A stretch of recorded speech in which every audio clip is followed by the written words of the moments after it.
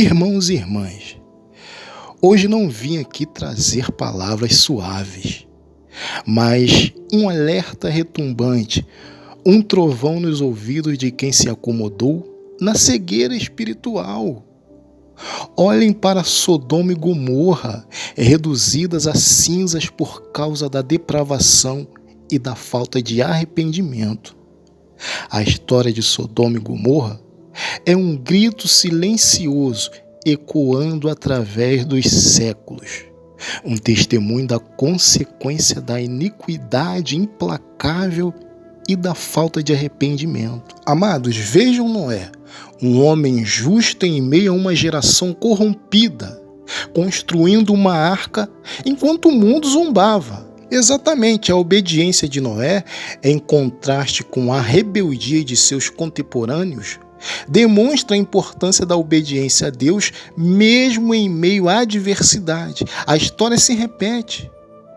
Meus irmãos, Deus ainda grita, mas muitos estão surdos. Pois é, vocês se acham diferentes? Acham que a sua vida particular, seus pecados ocultos, não importam aos olhos de Deus? Enganam-se! A arca de Noé não foi construída para os justos apenas, foi uma oportunidade de salvação para todos aqueles que se arrependessem. Sim, mas o fato é que a maioria preferiu a imundície, a perdição, a própria ruína. A história do dilúvio é um lembrete constante de que a justiça divina alcança a todos e que a salvação é oferecida, mas não imposta. Com certeza. Hoje o dilúvio não é de águas, mas de pecado. E esse pecado se manifesta de diversas formas em nossas vidas e em nossa sociedade. Vejamos alguns exemplos ilustrados por outras passagens bíblicas. Sim, a imoralidade sexual. Como o rei Davi, que cedeu à tentação e cometeu adultério e assassinato, segundo Samuel 11.12. Muitos caem em pecados sexuais, buscando prazeres efêmeros que trazem consequências devastadoras. Doenças, destruição familiar, vazio espiritual. A história de Davi nos mostra que mesmo os homens de Deus são suscetíveis ao pecado, mas o arrependimento genuíno traz perdão e restauração. Pois é, vamos de mais um exemplo, a ganância e a cobiça. A parábola do rico insensato, em Lucas 12, do 16 ao 21, nos adverte sobre os perigos da ganância e da falta de generosidade, assim como o homem rico que acumulou riquezas, mas negligenciou sua alma. Muitos de nós priorizamos bens materiais em detrimento da nossa fé e nossa relação com Deus. A mensagem é clara: as riquezas materiais são transitórias, mas a riqueza espiritual é eterna. É verdade. E o que falar sobre a soberba e o orgulho? A história do faraó em Êxodo 5:12, ilustra a cegueira espiritual que o orgulho traz. Sim, é desse jeito. Assim como o faraó se recusou a libertar o povo de Israel, muitos se recusam a reconhecer a sua necessidade de Deus e de humildade que a salvação exige. A teimosia de Faraó resultou em pragas e destruição. Nossa teimosia pode nos levar à perdição eterna. Outro exemplo é a falta de compaixão e a indiferença. A parábola do bom samaritano, em Lucas 10, do 25 ao 37, nos ensina a importância da compaixão e do amor ao próximo. Assim como os sacerdotes e levitas que ignoraram o homem ferido. Muitos aí são indiferentes ao sofrimento alheio, priorizando os próprios interesses em detrimento do bem-estar dos outros. A falta de compaixão nos afasta de Deus e nos impede de experimentar a verdadeira alegria. Meus irmãos, Deus ainda estende a mão. Ainda oferece a salvação. Mas até quando? Até quando vocês vão ignorar seus avisos? Até quando vocês vão preferir a escuridão à luz?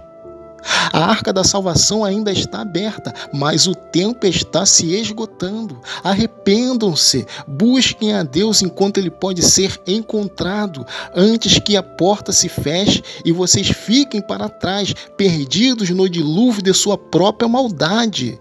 Amados, a escolha é de vocês.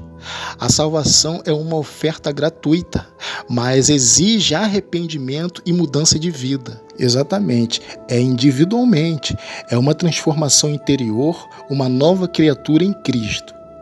Essa transformação não é um evento único, mas um processo contínuo que se manifesta em nossas ações diárias. Por exemplo, se você luta com a ganância, a mudança pode se manifestar em atos de generosidade, como doar para a caridade, ajudar alguém em necessidade ou simplesmente compartilhar seus recursos com aqueles que têm menos. A grande verdade é que não se trata apenas de evitar o pecado, mas de ativamente praticar a virtude. Não se deixe levar pela cegueira espiritual, pela comodidade do pecado. Busca a Deus com todo o coração. Mas a nossa mensagem não termina aqui. Hoje eu os desafio a dar um passo concreto rumo à salvação. Pois é, para aqueles que ainda não conhecem Cristo, aproximem-se do altar, abram seus corações e aceite Jesus como seu Senhor e Salvador. Ele te ama e quer te libertar. Agora, para aqueles que se desviaram do caminho, confessem seus pecados, busquem o perdão de Deus e volte aos seus caminhos. Ele é misericordioso e perdoa quem se arrepende de verdade. Irmãos e irmãs, para todos nós, oremos uns pelos outros. Fortaleçamos nossa fé e nos comprometamos a viver uma vida digna do nome de Cristo. Vamos buscar a Deus em oração e em jejum, buscando um reavivamento espiritual em nossas vidas e em nossa comunidade. Não deixe que esta mensagem caia em vão. A decisão é agora, a salvação é pessoal, a mudança é individual e o tempo urge. Vamos à oração. Pai Celestial, diante da Tua palavra que nos confronta com a realidade dos nossos pecados e da urgência da salvação, nós nos humilhamos perante a Ti. Reconhecemos a gravidade de nossas falhas e a necessidade de arrependimento genuíno. Concede-nos a força para abandonar a comodidade do pecado e a disposição para buscar a Tua justiça. Que a história de Noé nos inspire a obediência e a preparação para o dia do Senhor. Abre os nossos corações para a Tua graça e guia-nos no caminho da transformação, para que possamos viver vidas dignas do Teu amor e da Tua salvação. Ó Senhor, que a destruição de Sodoma e Gomorra sirva como um alerta e não como uma demonstração de ira sem amor, mas como um testemunho da necessidade de mudança em nossas vidas.